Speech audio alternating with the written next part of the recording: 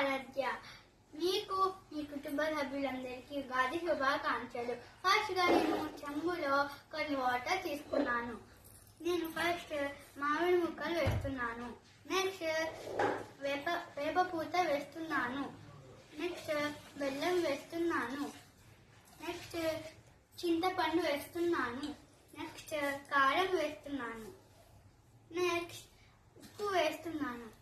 ఇలా దీన్ని 6 వేసాక కలపాలి. ఇంకా మన ఉగాది పచ్చడి రెడీ. నెక్స్ట్ నేను ఈ ఉగాదికి స్పెషల్ గా భక్షం చేయబోతున్నాను. ఇలా ఒక ముద్ద చేసుకొని దీని మీద పెట్టి ప్రెస్ చేయాలి. నెక్స్ట్ దీన్ని పూర్ణం అంటారు. దీన్ని దీని మీద పెట్టి మళ్ళీ నెక్స్ట్ ఆ పూర్ణం మీద మనం పెట్టుకున్న పిండి దాని మీద పెట్టేసి ఇలా మళ్ళీ ప్రెస్ చేయాలి. మీద ఆయిల్ వేయాలి. నెక్స్ట్ మనం చేసుకున్నది దీని మీద వేయాలి.